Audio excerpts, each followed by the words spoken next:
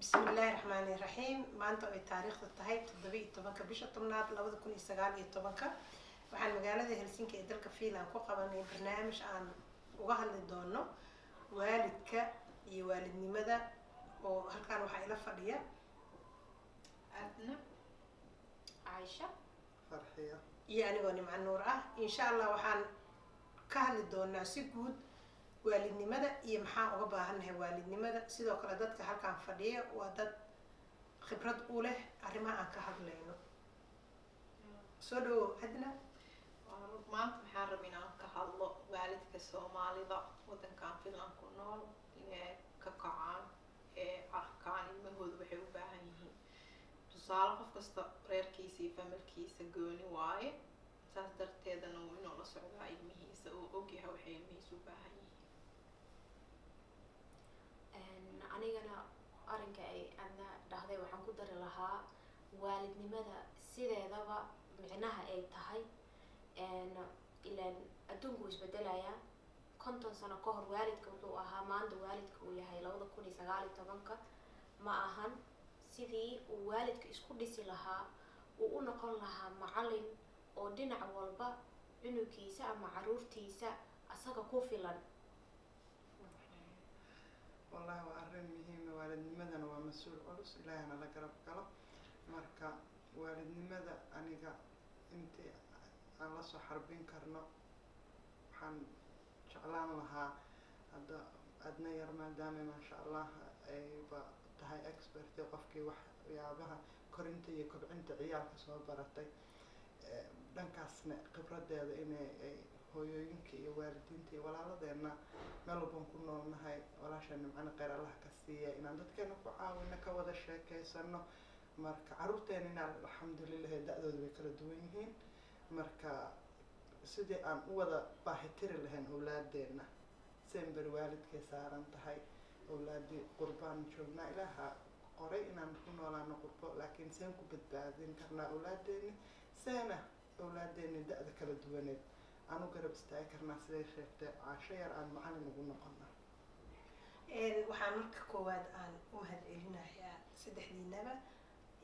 adna maadaama aad tahay kalkaaliso sare oo hooyada iyo dhallaanka maxay tahay baahida gaarka ah oo adi aad aragto aad jeceshahay inaad u soo bandhigtid waalidiinta si ay wax uga qabtaan shaqadayda isbuuc kasta waxaan la kulmaa ilmo wadankan ku dhashteen ilmahana markii la baaraayo waxaa lagu sameeyaa da' kastaba program yariisa ka soo baxaan ilmaha Soomaalidana aad iyo aad ilmaha kale wadankan ku dhashteen way ka dambeeyaan haddii la baaro sababta keenaysa ilmaha motorka ama haddii laga fiiriyo hadalka ilmaha kale finishka ay ka dambeeyaan tusaale arrimooyin badan aa laga ogaan karaa laakiinse aniga markaan ku arkay waxay ila tahay waalidkii Soomaali markay joogi jireen qareebay haysan jireen dad oo la korinaa ilmaha la joogi jiray haddana wadanka markii la imaaday waxaa la haystaa waxa la dhaho ulibeer waa hooyadii aabihii bis ma haystaan dariis oo Soomaaliya joogo oo la caawinayo laga yaabaa hooyadii oo sanad kasta dhalayso ama haysata leh ciyaal inayna haysan maxay awaad ay ilmaha ku caawiso ilmahan waxay u baahan yihiin guriga program in looga qabto oo lala socdo oo waqti loo yeelo way ahaan kartaa arrin oo koskareynaysa ilmaheen inayna ku dhicin wax kasta waysan la mid noqonin ilmaha kaleeto okay marka waqti ha la siiyo ma dhihi lahayd oo ilmaha waqti ha loo sameeyo mise waxa dhihi lahayd macnaha cunuga inta uu yar yahay waxa uu u baahan yahay ha helo haddii laga fiiriyo dhinaca oo biological ama science-ka oo maskaxda ilmaha markay korayaan waxay leeyihiin da' ay dhaafayaan da' kastana cunuga wuxuu u baahan yahay laga caawiyo cunuga markuu yar yahay tusaale 6 bilood markuu yar dhulka in la dhigo waa isagoo korkiisa motorkiisa u koro hal sano markuu u yahay wuxuu u baahan yahay in la kala baro ka maxaa waaye shayga magaciisa loo baro banaanka loo bixiyo eriga ku nool yahay dhulkii xayawaankii in la baro waalidka maxayto mas'uulkiisa ka tahay haddii cunugoon xanaanada la geynaynin guriga in lagu haayo maaha waa in loo waxeeyaa jagud Soomaalkii boqolkii madaxa ku geeyaa 3 sano 4 sano lagu geeyaa xanaanada hadhow waxay la tagayaan ilmo oo waalidku waalidkoodii guriga ka caawiyeen ama ayakoo yar la geeyay xanaanada way ka horeeyaan hadhowti markay noo imaadaan 3 sano 4 sano wixii ay kasoo bixi lahayna ku dhacaan taas waa dhibaatada haysata waana ilmaha caafimaadka qaba waana ilmaha caafimaad qaba waa waxay maxayto jiro ay qabaan ma laho diagnosis ma la siin waa ilmo lixooda bixid qabaan korriimadii kale waa okay barbaarintii kale waa okay laakiin waxaa ka maqan time yar oo la geliyo ka wadaa soo maaha oo lagu kala baro maxaa la dhahaa mashquulka kale badan ee adduunka intii la iska yareeyo cunugaan yare koraayo in la baro wax yar oo saacada lasii qalin qabto ama maqas qabto ama cajiinka hooyada rafaaqaysa wuu la rafaaqa taas way ku kortaa gacmihiisa wax qabta waalid kasta horta hore waxay ku xiran tahay hooyada kaligeed miyaa aabo maa la joogo haddii hooyada kaligeed ay tahay laga yaabaa hooyada aabaha la joogo isku camal oo kale ma haysato caawinaad laga yaabaa hadhowti hooyadaas wax kasta ma qaban karto waa inaad ka fakartaa aniga maxaan qaban karaa maanta aniga ilmahayga maxaan bari karaa ilmaha haddii 2 sano ay jiraan maxay tahay waxaan aan baraayo inay ka fakarto waxaan aan baraayo maxay ka caawinaysaa maahan ilmaha banaanka iska geeya ciida loo dhaafo ciida loo dhaafkana waxay ka caawin kartaa laakiinse inay hooyadana waxyariisa og tahay waxay qabanayso maxay ka saabsan maxay dhibaato keeni kartaa marka haddii macnaha ilmihii maadaama ay kala kormareen oo ilmihii Soomaaliga ahaa oo 3 sano jiray uu la mid ahayn ilmihii Finishka oo 3 sano jiray uu matoorkiisii iyo waxqabadkiisii ay ka hooseyso ama luuqadiisii iyo hadalladii uu haystay ay ka yar yihiin ilmahan kale hadallada uu haystay iyadoo mid walba luuqadiisu hooyo lagu fiirinayo kan Soomaaliga ah intuu cunuga 3 sano jira Finishka luuqadiisu hooyo ka yaqaan cunuga Soomaaliga ah ma laga yaabaa inuu luuqadiisu hooyo ka aqoonin camal soo ma markaan anaka aan ilmaha la kulno waxaan ku aragnaa qasab maaha cunugii inuu Finish inuu yaqaan hadduu wadanka oo luuqad kale uu joogo muhiimku waxaa waaye luuqadiisa hooyo hore inuu ku yaqaano dhibaatada waxaa keenaysa ilmihii luuqada ma ku yaqaanaan labadii luuqad labada luuqad waxay u dhahay daciif mid ma haystaan haddii guriga ay joogaan waxaa uraan gurigii halka hadal lagu hadlaa ama luuqada lagu hadlaa inuu cunugii haysto tusaale ilmaha Soomaalida hadaa kala riyooyinka weydiisid ma kasaayaan Finish hadaa ku weydiisid ma kasaayaan laga yaabo Ingiriis hadhowtii ku hadlaayaan waddankaana Ingiriis ma baa lagu hadlaa waxay ka barteen laga yaabaa barnaamijyada carruurta ay daawanayaan tusaale waxay ahaan kartaa hooyadii waxay dhahaysaa waqti ma hayo telefishinka ama YouTube ciyaalka bara ciyaalka xaggaas ka baranayaan hadhowtii mana ka caawinayso wax kasta hadhowtii meesha ma lagu baranayo wax Ingiriisa waa Finish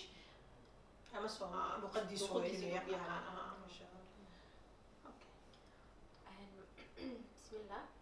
horta social media hadaan wax yar ka hadlo waxay leedahay cudurro fara badan aanan weli xataa cilmi baaristaysan soo saarin marka lagu leeyahay nusu saac ka badan cunuga maalinkii yuusan television fiirsan yuusan tablet telefoon nusu saac ka badan cunuga looma ogola wixii aad u daaraysidna inay ahaadaan wax qiimo badan oo hadhowti cunuga aad kula sheekaysan kartid aad weydiin kartid oo cunuga wax kusoo taraa oo maskaxdiisa kobcinayo marka social mediaha sanadahan aaday u badatay kaliya waalidiinta Soomaalida ma aha waalidiinta Finishka waalidiinta ajaanib wadan walba ha ahaadaan sanadahan aaday u daalan yihiin because adduunkii wuu isbedelay bay'ad lagu nool yahayna waxyaabo fara badan ayaa waalidiinta mashquul ka dhigayo marka saas awgeed marka waalidku wuxuu leeyahay u daar telefishinka cunuga ku mashquulo adi qofkii waalidkiina laga yaabo wax kale inuu ku mashquulo marka waxaan ola talin lahaa waalidiinta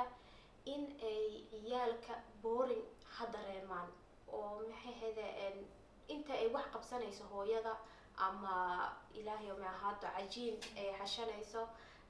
cunugii boring ha dareemo guriga ha iska joogo wax walba ha isku qaso inaysan social mediahaas inaysan u daarin ciyaalka laga joojiyo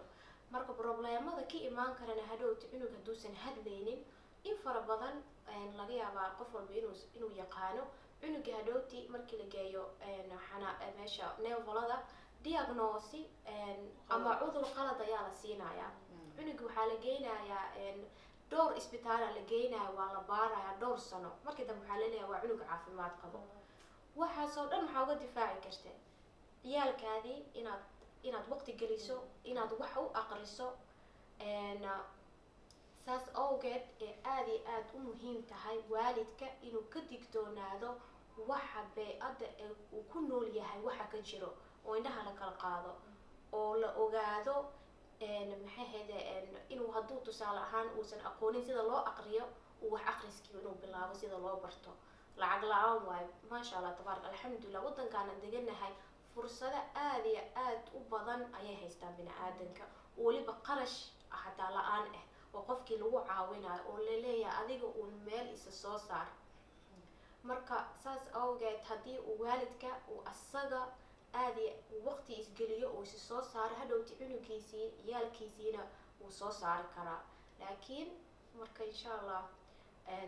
fikradaas aan ku darsan lahaa. ma isdhihi lahayd macnaha tusaale ahaan hooyada gurigay joogtaa ama qofkii kale waalidka guriguu joogaa, boorin inuu dareemo soo kama fiicin hawsha waalidka qabanaya inuu la qabto. hadday cuntada jarjarayso, qaadada ii keen, koobka ii soo qabo, adiga qofkii macnaha jikada caawiyihii gacan yarihii noqo, oo maaragtay ilmihii la adeejiyo. aad iyo aad way fiican tahay. way fiican tahay kaas haddaysan laakiin waalidkii uusan rabin inuu cunugii u caawiyo. cilmi baaris ayaa lasoo saaray cunuga inay u fiican tahay inuu booringaas dareemo. qofka bini aadam markuu booring dareensan yahay ayaa nalalka u shidmaanba, uu bilaabaa inuu waxyaaba maxay soo saaro, uu wax fikiro, soo saarkiisa ayaa markaas badato. marka ina waalidkiisna caawino way fiican tahay, laakiin ulajeedadeeda waxaa waaye inay wax walba looga ilaaliyo. cunuga hadduu kaba xataa uu dhex galo, kabaha guriga yaalo, hadhowta uu kala fiirinayaa midabada inay kala duwan yihiin, oo kabaha isku mid ahayn, oo dharkii hadduu soo daadiyo isku moodal ahayn. maskaxdii saas ay u shaqaynaysaa. qasab maaha mar walba in la caawin. dadkeena soomaaliga waxaa ka fahamaa waxa la dhaho ciyaar ma naqaano. waddankaana markii ilmaha la baaro iyo adduunyada hataa ilmaha la baaro waxaa la dhahaa ciyaarta waa cunuga shaqadiisa. ciyaar cunugu ciyaaraayo wax kasta ka baranaa. ilmaheena anaka ma u gadno alaabo badan ay ku ciyaaraan, bas ma ka fakarayno cunugaan ciyaartaan wuxuu masuuraayo, wuxuu dhedheelaayo, tarayooyinkaan oo meel ku dhedhejinaayo inay caawinaysa waxbarashadiisa. taasaa anaka naga maqan. bas awal waddankeena Soomaali markii la joogi jiray ciyaarta banaanka ay ku ciyaari jireen, ama boombalaa loo soo galaa, ama dadaa maanta o dhan u haayo maxeeto hadal iyo fahantaha sheekaa loo sheegi jiray. dhinaca kulturigeena waxaa waaye ma u aragno ciyaarnimada inay tahay wax muhiim ah. waalidka telefishinka iyo saashigta social media inay kasoo leexdaan ee ciyaarka dhinaca ciyaarta ka caawiyaan. guriga ciyaaranimo badan, masuur ha ahaato, kalar ha ahaato, ama saa adi aa sheegtay kaali caawi maanta waxaa waxaynaynaa baastada. waa qasab waalidka inuu baro cunuga waxa la sameynaayo, oo koobka inta soo dhig, adiga qaadada inta dhig, kaala rootiga jarjar. cunuga inuu wuxuu baranaa markuu koro asigaa isbaridari karo, asigaa waxaysan karo wax. waan haddii laga fiiriyo barhayskaas badusuunigalmagan waxaa ku jirtaa cunuga it's nice to mean in la baro. ilmaheen boqolkiiba isku filnaada. iskool aadaa, iskoolkii hooyada maa cuntada u heynaysa. waxaa ka wadaa qaybta barbaarin horaa xanaanada iyo hadhowta cunuga iskoolka markuu aadaayo waxaa in waalidka inay ka fakaraan waa cunugan wuu koraa, koronimadiisana inuu asiga keligiis waxaysan karo wax isku filnaado. hooyooyinka waxay jecel yihiin waxaa la dhaho papa mina Soomaaliga ku aqana kolkooli. ciyaalka waxaa la jecel yahay wax kastaba in loo qabto, taasna arrin fiican maaha. cunuga 2 sano hadduu jiro xataa wuxuu naftiisa uu ka qabsan karaa, keligiis inuu cunaa, inuu labistaa. waalidka inuu cunuga la socdo waa saas darteed aan dhihi lahaa waalidka social media iska dhaafa, ilmaha loo qabto. iyo hal wax oo arrinkan aad u qusaysa waxaa waaye waalidiinteena Soomaalida waxaan ka arkay ciyaalka markay yar yihiin ayaa freedom fara badan la siiyaa. cunuga hadduu 3 sano ama 5 sano ka yar yahay ama 7 sanoba ha ahaato, wuxuu raba ha isku qaso. inta fara badan aan isleeyahay maadaama weli ciyaalnimadii ku jirto. dadkan aan la noolnahay waxaa waaye markuu ciyaalka ay yar yihiin ayaa aad loogu soo taxadaraa, oo mayada la baraa, oo las maxay ahayd loo diidaa waxyaabo saxda qaladka loo kala sheegaa. hadhowt waxaad arkaysaa gabar maxay ahayd 2 jir oo finish ah oo la dhahay meesha istaag, meesheedii istaagan tahay. cunug waxaa arkaysaa oo maxay ahayd Soomaali 5 jir ama 7 jir meesha istaag ma istaagi karo. ciyaalka iyagoo dee koolkoolintii faraha koolkoolintii badneyd fara waaye. badan oo cunugii aanan la barin mayadi iyo haadi markaad finishka waxay dhahaan raya oo raggaado markaad cunugaada macnaha xuduud in loo sameeyo waa kalgacal. aad iyo aad xuduud cunugaada marka ilaahay mu hal sano ahaado ama ka yarba waa cunugii waa inaad bartaa xuduudda hadhowti cunugii saasuu kusoo barbaaraya oo waalidkiisa aad iyo aad u ixtiraamaya oo wuxuu kusoo baxaya dee qof waalidkiisa ka cabsanaya kana cabsan laakiin oo dee ixtiraam ah. ixtiraam leh xadkiisa og yaa